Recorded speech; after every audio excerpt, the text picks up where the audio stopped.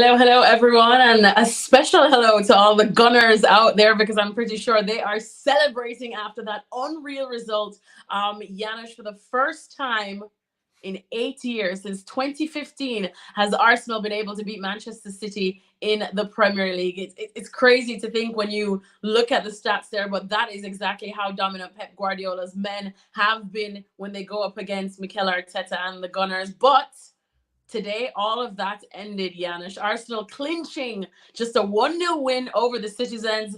Martinelli with a very, very special goal, and one that I think he's going to remember for a long, long time now. Plenty to talk about in terms of specific instances, especially in the first half. We'll get to those a little later, Janusz. But overall, we wanted a blockbuster game between these two teams. Did we get that?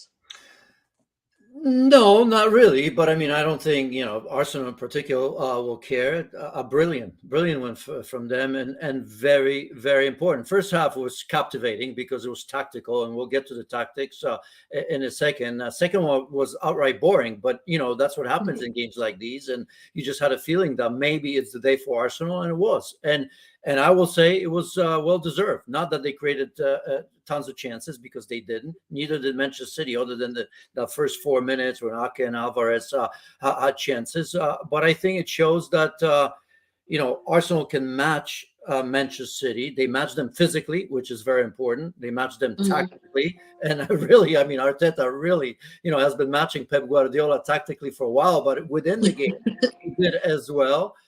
And the psychological part that you've mentioned is, I don't know how much money you can put on that. You can't buy that, because now they finally beaten them in the Premier League, as you've mentioned, and Mikel Arteta and his team have beaten every Premier League team, because that was the only one standing. So it's absolutely brilliant for Arsenal, because you can take so much of it going forward. I've mentioned tactics, I mentioned physicality, but that mentality, knowing that you can do it, that you've done it. They always knew that they can do it, but you have to prove it to yourself. So in terms of that progress that we talk about, or Mikel Arteta talks about, I mean, this is an incredible 3 points. Yeah, exactly. And I mean, if you want to talk tactics, as we were definitely talking, we were wondering just a few days ago how Mikel Arteta was going to line up to go up against this Manchester City, considering it was looking doubtful that Bukayo Saka, who has been their star boy there in North London for some time now, we knew that he was a doubt for this one. And then today we saw that they would have to defend for themselves without him. But still, as we know, Martinelli kind of took the spotlight today. But overall, what did you make of Mikel Arteta's tactics in this one, and how they did without Bukayo Saka? Well, and Martinelli, I think, they did the best thing they could. They had to manage Manchester City at first, because you never know who they're going to have. I mean, Rodri obviously missing today. You can understand why he's so important, right? But I don't think that Mikel Arteta did anything special in this game. What I will say here is that, and I go to church of Pep Guardiola. This was terrible management from Pep Guardiola. Absolutely terrible in my opinion, because he catered to Arsenal. And for what reason? I do not understand the reason. I mean, here you have Arsenal. You're always going to know it's tough without Martinelli to start, right? And without Bukayo Saka. And yet, you play Gvardiol in a wide position and Walker. And on top of that, you don't allow them to go forward. Well, Gvardiol is not going to go forward in any specific way. That's not his position. That's not his strength. Walker is. But they were kept back somehow, because all the idea was in the center of the pitch. Bernardo Silva obviously playing deeper. Foden being kind of pushed inside. Alvarez, right? There was a battle of the mid. But why? I mean, this is Manchester City, right? And you go in against Arsenal team without two of their key players and the biggest strengths they have. I could understand with Saka and Martinelli, you may keep the fullbacks back a little bit, because obviously their quality. But in a game like this, why would you do it? It's unthinkable to me, because not only that you didn't push the fullbacks forward, in particular Walker, but then Alvarez and Erling Haaland were non-existent, because how could they be? The biggest strength of Manchester City is their width. There are no crosses to Haaland whatsoever. I didn't count them, but there was nothing specific there. So I just think that in terms of the tactics, I think Pep Guardiola shot himself in the foot. And when I honestly look at that, it was a massive mismanagement of the strength that Manchester City are. Just Mhm. simply. Simple as that. Definitely not often that we do question Pep. Still more instances in the game that I want to pick your brain about, but at the moment, let's get some instant reaction from North London. Our very own Mark Ogden, I believe, is ready to join us right now. He has been at the Emirates. Augie, I think I'm trying to hear if you're outside or inside. I think that you've obviously had to go outside because before we get into the specifics of the game, how rocking is North London and the Emirates right now at that full-time whistle as well? They have turned the music off just to let me speak, which is good of them. But no, listen, it was it felt like a result which they were desperate to get, in the sense that beating Man City, they've lost the last 12 against Man City. This was a real psychological boost, and not only for the players but also for the fans. That there's that sense of belief that actually this year they can go and win the title, because last year Man City were just too good for Arsenal. They beat them twice quite convincingly, and I think until you beat the best team, you can't really back your own prospects of winning the league. Now they've done that. They've beaten the best team. They've beaten them, despite the fact that they should have had 10 men for 50 minutes. Man City, they didn't. They overcome that adversity during the game. They overcome the adversity of not having Bukayo Saka. So this is a massive result for Arsenal. You can feel it. It was a bit similar when they beat Man United earlier this season. Obviously, not the same kind of caliber of opponent, but that kind of late win, that belief that they can go all the way and get a late result and beat the big teams. And they've done that now. So there's only two teams that are unbeaten now in the Premier League this season. That's Arsenal and Tottenham. So that's going to be an interesting battle for the rest of the season. I tell you, yeah, just going into the international break and seeing Arsenal and Tottenham there at the top is definitely something that will probably unify North London as opposed to create more division there. But I don't think they're trying to be friends anytime soon. Janusz, just let's pick up on that point that Augie just mentioned right now too, that probably we should have seen City maybe go down to 10 men. We're talking about Kovacic and that challenge that he had. He had a couple of challenges. He picked up a card. Should he have been sent off in that first half? Yes, he should. I mean, look, I mean, they've said that it didn't meet the threshold of a red card in terms of force, I guess. I'm starting to think that the threshold for a red card is a broken leg. I mean, I really am. Look, I mean, on the first one, I mean, was there ever, he's going there with studs. And I mean, what's worse? I mean, coming from behind, we know, remember, Mark, you remember 5-10 years ago when they were talking about how dangerous tackles from behind are. I mean, if I look at Curtis Jones' red card, right? I mean, at the very least, he got a piece of the ball, not the way he wanted, and certainly there was force, and I thought it was justified. But here going from behind, that could have been. But for as long as the clear and obvious is in the game, that's always going to be a cop out for VAR and the referees. That's the only thing to improve and get rid of that and have the referee always look at it, because it was dangerous, it was from behind.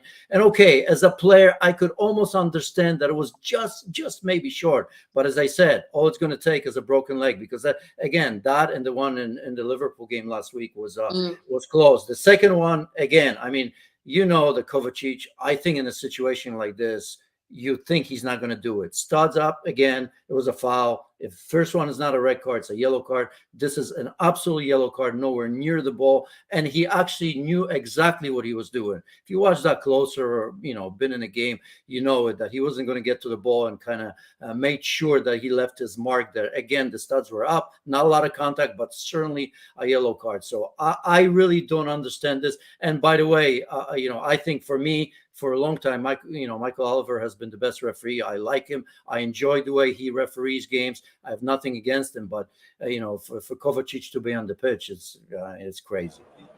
Augie, you're probably as equally as baffled as well, right? And once again, we start to question VAR more than we have before.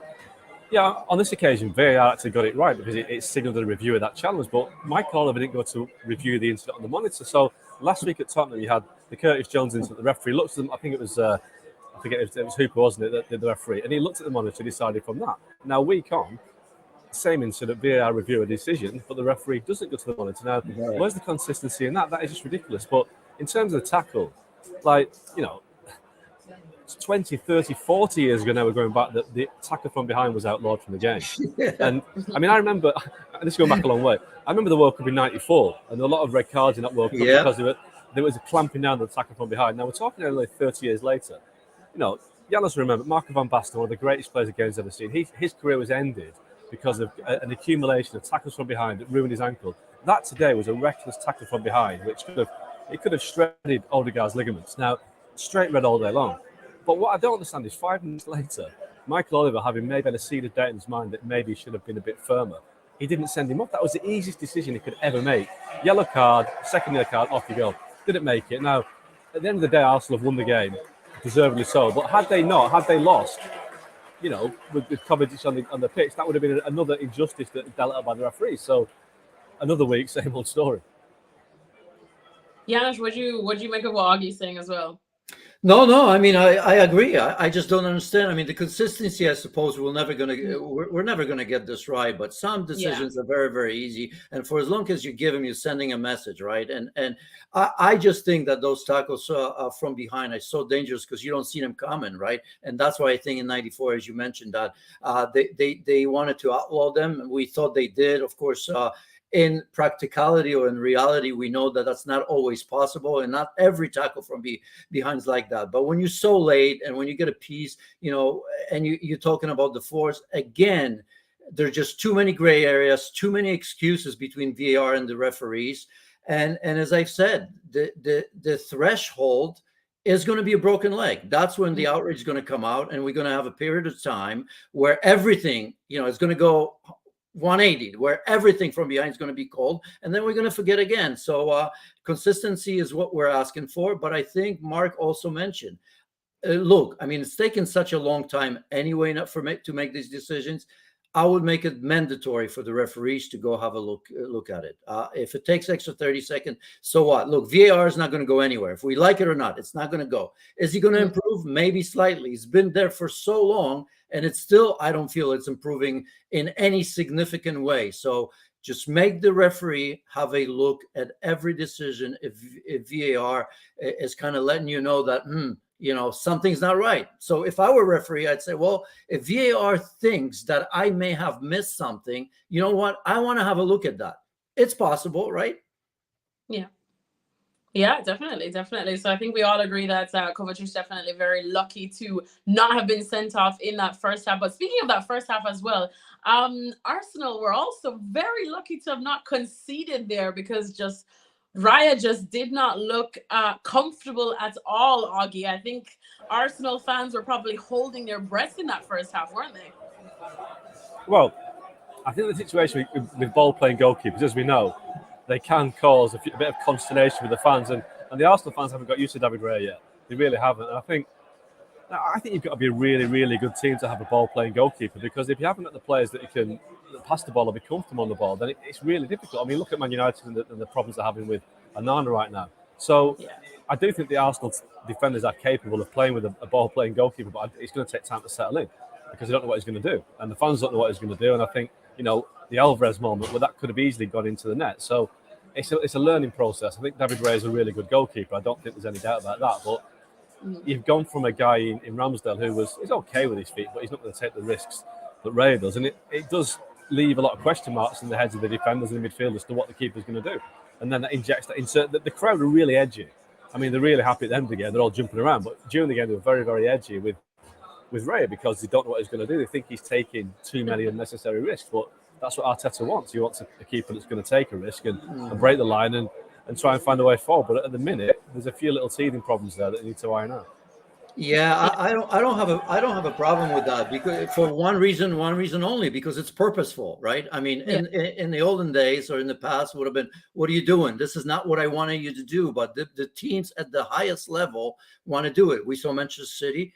We see Arsenal today. Obviously, risk being taken a little bit, kind of. I mean, I don't necessarily think by Alisson, but you saw Van Dijk. It started there. I mean, they want to play out of the back because they all think that you're going to bait an extra player to maybe open up an avenue to then break in transition. And they all trust that goalkeeper because they trust in each other, because everybody in front of him are very good players who can deal with that pressure, right? So I don't think it's an issue. And because Raya is still very, very new to that system, you're always going to give him benefit of the doubt, right? So I don't think that's an issue. I can understand how it makes fans nervous, but for the most part, we're going to see more and more of that. You just have to, as a defender, you have to expect that ball at any given time. It's not like in the past where I, as a defender, used to think, oh, no, he's not going to give me that ball because I have an attacker right next to me. No, you're supposed to deal with that pressure if you want to play at the highest level for clubs like Manchester City, Arsenal, Liverpool, or, you know, a couple of the Brighton, for example. Notice you didn't mention Manchester United there, but it's okay, Janusz. Augie, let me go to you for this one now, because usually when you do see a goalkeeper who's looking a bit panicky as well, that's just like blood in the water for who has been Manchester City's most lethal attacker, and that's Erling Haaland. But once again, and I do say once again, he's been a bit quiet, hasn't he? He has, and is that because Haaland's not on form, or is it because of the situation of the City team? Obviously, no Rodri, that makes a massive difference. Control of the ball, distribution of the ball. No Kevin De Bruyne. So he's missing two massive parts of the City team that will give him the service for the ball. But I'm definitely not going to sit here and say that Erling Haaland's out of form, because he probably got a hat-trick in his next game. It's just service. I think that's all it is. Without De Bruyne and Rodri, they're a bit more predictable in the sense that a lot more goes wide, not as much comes through the middle. And I think Haaland likes to play with his on the defender's shoulder, so he can turn quickly and run onto the balls that come from the middle third. So I think the Premier League have got a bit of a breather until De Bruyne and Rodri get back, but Rodri's back next game, so I think, you know, he'll score again soon. He's still the top scorer in the Premier League, don't forget. Today, Augie, I was saying just before you came on, the system failed him. Terrible management from Manchester City, taking away the biggest strength that they ever had. Never mind this game, even in the past. We're Manchester City at their best. Remember Riyad Mahrez? I mean, absolutely outstanding playing wide. Jack Grealish, Doku, I mean, they weren't on the pitch. Today, you're asking Gvardiol to get up and down that left flank, which he didn't. He stayed home. Kyle Walker, who loves to go forward, staying home. Foden playing inside. I mean, Bernardo Silva playing in this position, by the way, because he had to, and he did okay. I never liked him there, but you could say today maybe a necessity, although they could have probably done other things. But I get that. But, you know, that's not his strength. He's much better in the wide position. So today, for the life of me, I don't understand why Pep Guardiola catered to Mikel Arteta away from home without two of their key players, which is Saka and Martinelli. So you don't actually have to worry about your fullbacks because you don't have the best players. If Pep Guardiola doesn't take this on his shoulder, this loss, then I don't understand it. Because I'll tell you what, if I was a player in that dressing room, I would look around and say, what the heck did we just do? Because, you know, we give Pep credit. And again, I've done it a million times, and I'm sure I'm going to do it again. Everybody makes mistakes and all that. But if I look at Pep Guardiola today and we talk about this brilliant system of players capable of playing different positions, today was a free-for-all. These players were just anywhere, but it didn't work. For the most part, it does because they're fluid, they have possession. But Arsenal stopped that fluidity today. They were physical more than we've ever seen them in the past, and they've stopped that. And these players, I don't think had directions. I'm not saying necessarily from Pep, but amongst themselves on that pitch, they were everywhere. But it made zero sense to me for the first time in I don't know how long. I couldn't work out the Gvardiol situation because he's right-footed and he wasn't comfortable there. You got Ake in the centre half who's left-footed. So, you know, play Gvardiol at centre half is a new to the team. Play Ake at left back. I know it's not the ideal scenario, but at least you've got a guy who's left-footed. But you know, Pep's a genius, isn't he? And sometimes geniuses make us doubt them a little bit. But it was a strange one today. It was a strange one, absolutely. Well, let's look at the overall picture now, because earlier this week as well on ESPN FC Live, you know, we talked a lot about how mentally Arsenal probably needed this win more than anything. We know it's still early to talk about the title race, but you can let me know what you guys think, just how big this result is in terms of Arsenal finally getting this over City and if it will actually resonate in the table. But just a bigger picture now, with a win like this, again, I know it's early on, so we can calm down a little, but do you think, Janusz, Arsenal looking like they could be slight favourites over City now? No, I don't. I think this is important. This is important. I still think that Arsenal's not going to win the title. Only Manchester City can lose it, right? I mean, if I look at Rodri, and he's very, very important. So that's something that kind of in the back of my mind, at least I keep it. Wow, there is one player that's irreplaceable. But when I look at De Bruyne still out there, coming back, that's going to change things and allow Pep Guardiola to do different things as well. Remember, I mean, last season in the beginning, Manchester City had some hiccups. I think towards the end, when most of the players are back, I still think there's a lot more depth. Again, management of the game today. Grealish last season slow, then he was brilliant. I mean, he's going to get back to his levels, I'm sure. I think we're seeing Doku already. I mean, you look on that bench of Arsenal, and it was short to some degree in terms of quality. I thought the bench from Manchester City was much stronger, maybe misused. Maybe those changes took place a little bit too late, or in fact, maybe some of those players should be on the pitch from the beginning. So no, I won't look as far, but the progress is there. And look, I mean, it's not impossible that Manchester City are going to have these missteps. These are 2 straight games in the Premier League that they've lost back to back. That doesn't happen very often. That's 3 and that's 3 and 4. But we've seen this movie before, Mark, haven't we? From Manchester City, their strength is in that second half, and they already have 0 worries in the Champions League. They're there or thereabout, so they're fine. I still think Arsenal have a lot to prove, but I do think that they prove a lot to themselves today.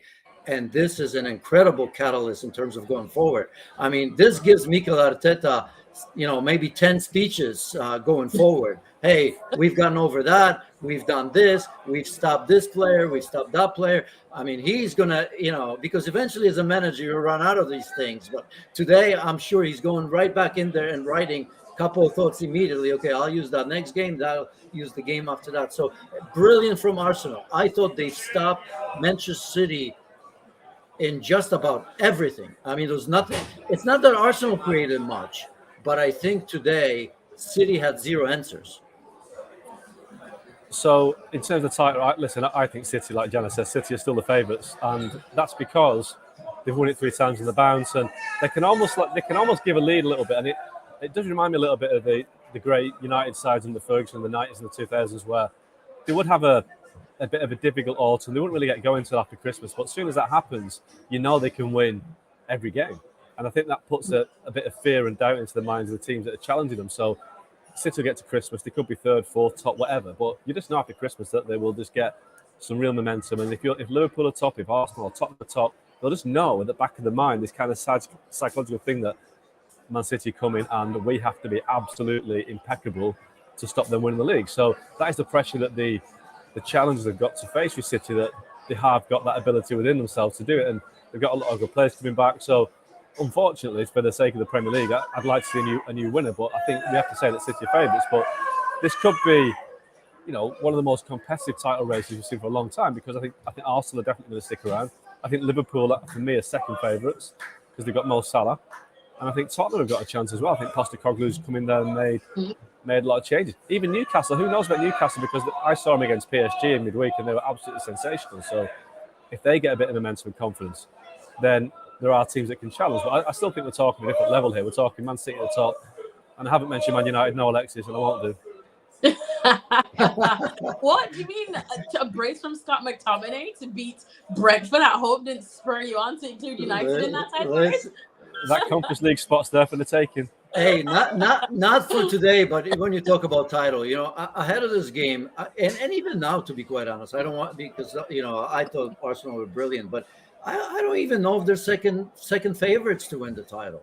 Even though Liverpool will get onto it, I mean, Liverpool will get better. I mean, these players will eventually come back. There's red cards, obviously, but Liverpool's got a lot of depth and a lot of quality, right? So, I mean, I think Liverpool could be ahead of Arsenal.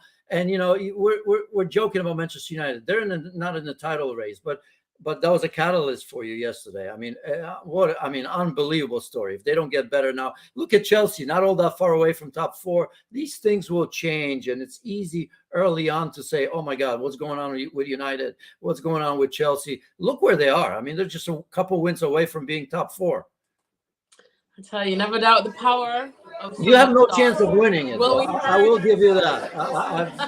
Just so we're clear on this. Thanks as always then to Augie for joining us. Augie, we hear your fans cheering for you and waiting for you to go out and see them. I know that doesn't happen often. So thanks so much as always. And we'll see you on the next ESPN FC Live.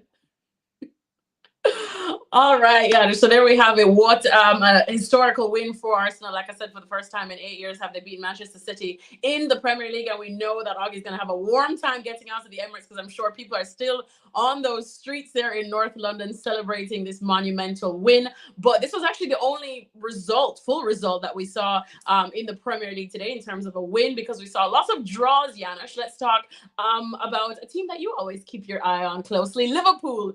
2-2 with Brighton. Brighton, who we know the quality they possess, yet they seem to have lost their footing recently. Some questionable results with De Zerbi, but now quite a battle, 4-goal battle there between Brighton and Liverpool. What did you think of the game?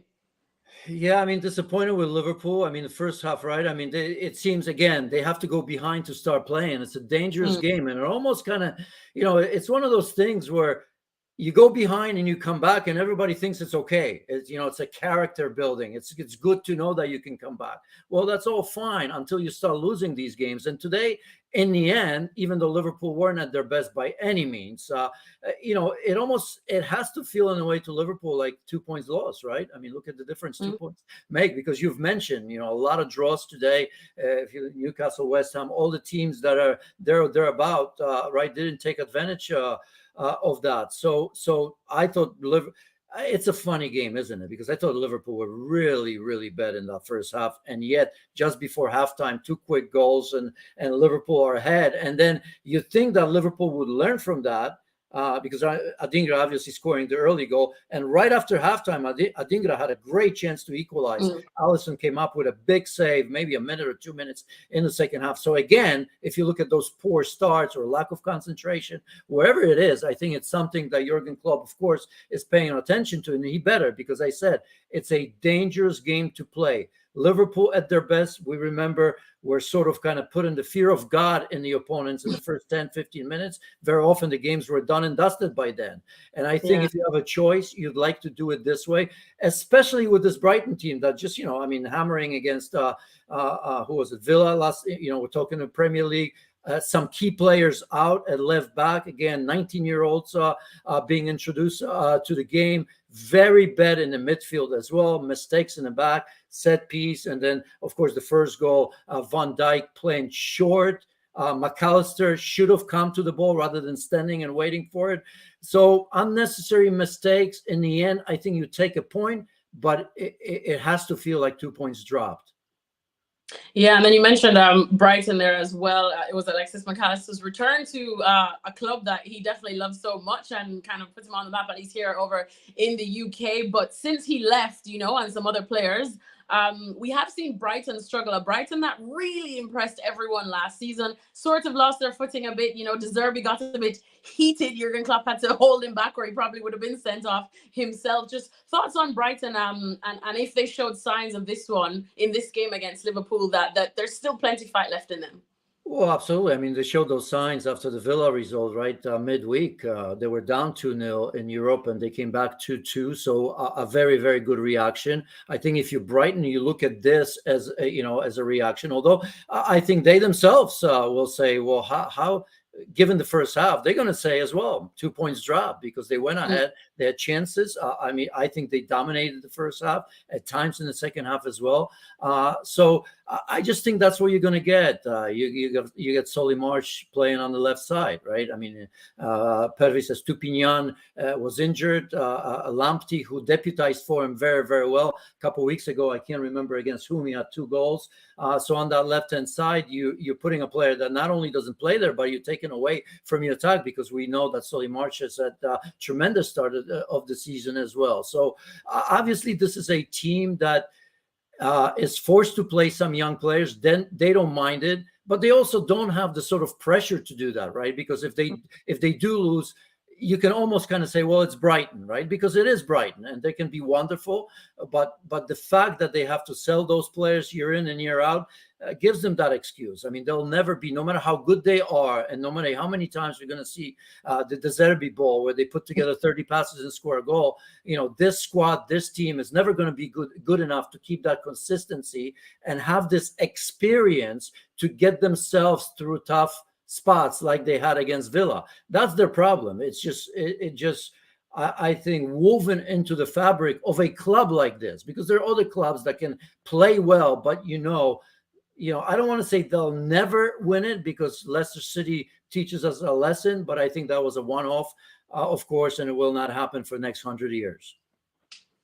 All right, well, that's going to be a wrap for us then on a big day for Arsenal, a big day for North London, I would have to say. Big weekend for North London as they head into the international break with Spurs and Arsenal at the top. So I think that part of the capital city here in the UK will definitely be celebrating, at least for now. Janusz Mihalik, always a pleasure to talk to you. Thank you to everyone who's tuned into this edition of ESPN FC Live, and we'll see you in the next one.